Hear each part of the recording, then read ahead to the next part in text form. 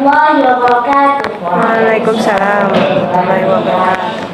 Alhamdulillah wa kafa, wassalatu wassalamu ala sayyidina Mustafa wa ala alihi wa sahbihi al-syukur wa ba'd. Honorable moderator, respectable all the presenters in this conference. My name is Indah Rahmati. Actually, I'm a new postgraduate student at Rin Antasari Banjarmasin, and this is my first time writing an article, so apologize for the mistakes and the flaws. And thanks to our lecturer, Bapak Nurul Khashirin, who has supported all the students in his class to participate in this conference. Today, my paper is titled Preservation of Islamic Educational Values and the Transformation of the Batam Al-Quran Tradition among the Mandar community. Before I start my presentation, I would like to ask, is there anyone in this place ever experienced Batam Al-Quran Tradition maybe when you were a child? Yes. How many people ever experienced this? Okay, there are 3. Okay, many more. Alhamdulillah. Many people have experienced this Batam Al-Quran tradition, and if we remember how joyful it is, how happy it is to be in this ceremony, because at that time we were the main character, we were the reason why people gather, and we are the one who completed the Quran reading and Quran learning.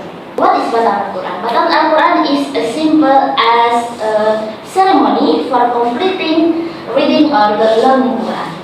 The methodology I use in this paper is qualitative descriptive. The data are collected by interviews, observation, and documentation. The informants are the parent who help Batamat at home. The second informant is a principal in Quranic kindergarten, and the third informant is a Quran teacher in formal institution.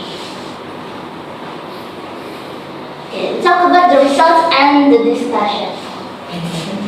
This is the transformation that happened in Batamat Al-Quran tradition. So, back in 2006, Batamat is a home-based ceremony. You can see in the picture right here, there's only one child, and it's a home-based ceremony. And actually, this is my brother when he was a child. And it's only a simple ceremony without any additional process. And over time, at 2008, this is Batamat that held in non-formal institution. Actually, the one who was green cake is me when I was a child. And Batamat Al-Quran in non-formal institution happened because the growth of the Quranic kindergarten in Banjar community. We can see many Quranic kindergartens in our place with many different methodology. And that's what transformed the Batam Al-Quran into a non-formal institution. Batam in non-formal institution became part of the graduation ceremony. You can see the clothing, the outfit. Inside, they use Hajj attire atau pakaian haji. It's a traditional clothing in Banjar. And in the past, the Hajj attire, pakaian haji, consisted by bola and something called mahroma or mikroma and a cape, renda, tilai that cover the body. And in 2025, they changed a little bit. They add veil, like you can see this one, a veil, to cover the neck and the ear that showed in the past. So, the difference is, we can see the symbols that's starting to fade. Like in the past, the symbol is still there, like the flower umbrella, payung kembang, or the lapik, seed mat, and the egg boiled, telur warna-warni, and you can see the payung kembang.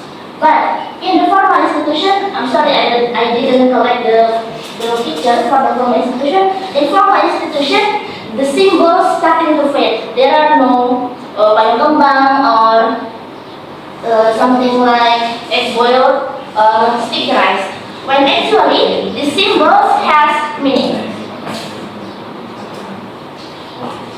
So the process of the Batam Al-Quran tradition, starting by preparation the symbols and symbolizing ability, and lakatan, it's called sticky rice. It's in hope that Quran will sticks in the memory, will sticks in the children's heart. Sticky rice, lakat, melekat di. Yeah, that is the meaning of the symbol. And the performance stage will be started by reciting the Surah Al-Duha, An-Nas, Al-Fatihah, Al-Baqarah, till Surah Al-An'am, and the closing stage will be closed by the Dua Khatam Al-Quran and Salawat and eating it. And last, about the analysis, through the process from the preparation to the performance to the closing stage, there are many Islamic educational values in this tradition. The Islamic educational values I collected to three big dimensions. The first one is Tawheed, our iman, our faith in Allah, in Kitabullah, that Al-Quran is a guide of our life. Al-Quran is a rule in our life. And the second dimension is Ibadah. You can see these values in this process.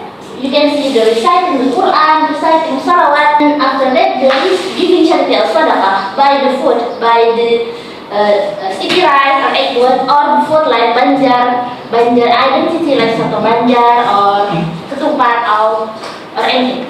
And the last values about ibadah is the maintaining kinship or silaturahim, because in that tradition we meet with neighbors and families and friends. The last dimension is akhlaq. We can see it from the honoring teachers, honoring the guests, honoring the Quran. Honoring the Quran can be shown in a rehal. If you know rehal, it's a Quran stand to put Quran above our knees. That's what's shown in the honoring the Quran. And the last dimension is honoring those who recite the Quran. Because Batabul Al-Quran is a ceremony for the one who completed the Quran.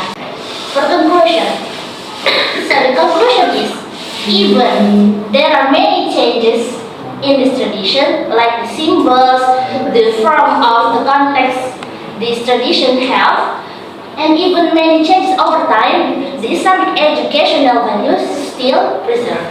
The Islamic educational values still there, like the Tawheed, Ibadah, and Akhlaq dimension. So, I think this is from me. أكتفي كلامي هنا. إذا وجدت من الخطأ أطلب منكم العفو.